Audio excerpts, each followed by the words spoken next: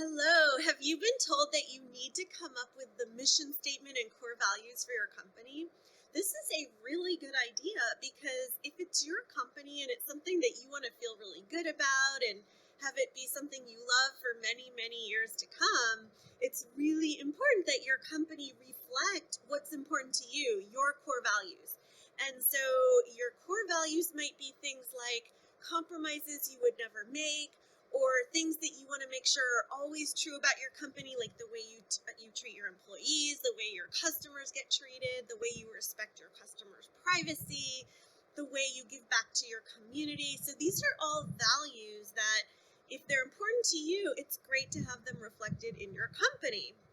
And what I want to talk to you about today is, how are these core values important when it comes to raising money from investors?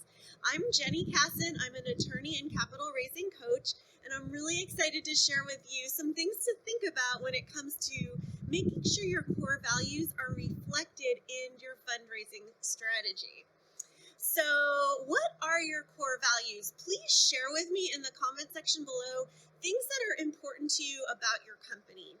Sometimes one way we help our clients decide what their most important core values are is things that, if an investor walked up to you with $1 million check but asked you to compromise on something, that you would say no. So I remember I had one client who said he was making a food product, and he said, "We never want to use an ingredient that we couldn't find in my grandmother's kitchen." So this could be a core value. Another one could be, we never want to have anyone work for us that isn't compensated fairly and can have a good lifestyle with the compensation they're getting from us. Things like that. Or maybe you come from a community that you really want to be sure that some percentage of your profits always go back to support that community.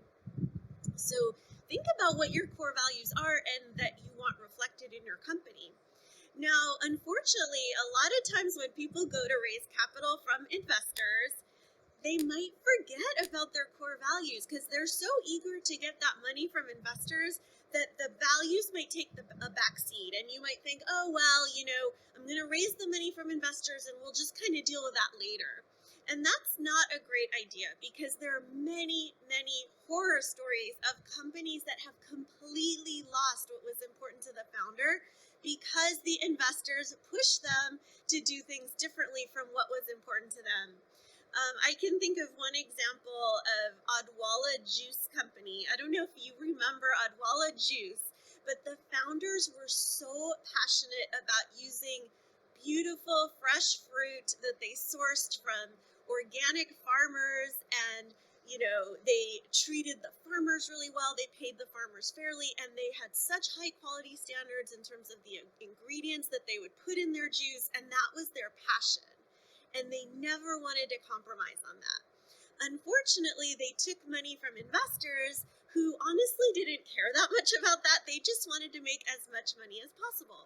So eventually their investors pushed them to sell their company to Coca-Cola, and Odwalla Juice became a juice that had all kinds of weird ingredients, like natural flavors. It just was nothing like the original product. And eventually the whole thing just failed. That you can't even buy the juice anymore because it wasn't special anymore. So you don't want that to happen to your company. And there's many. I could go on and on with horror stories of investors that pushed businesses to go against the core value of the business, the core values of the founder, and what made the business special in the first place. So this is such an important to think about before you take on investors. So when we work with our clients to design their capital raising strategy, we actually have a 6-step process. And step 1 is getting clear on your goals and values. And so we take our clients through a whole set of exercises to make sure they're really clear on these items. Because when you are looking for investors, you want to make sure that those things are reflected in your plan for raising money. And there's many ways that can be reflected. So number 1 is obviously, who are the investors that you will agree to take money from?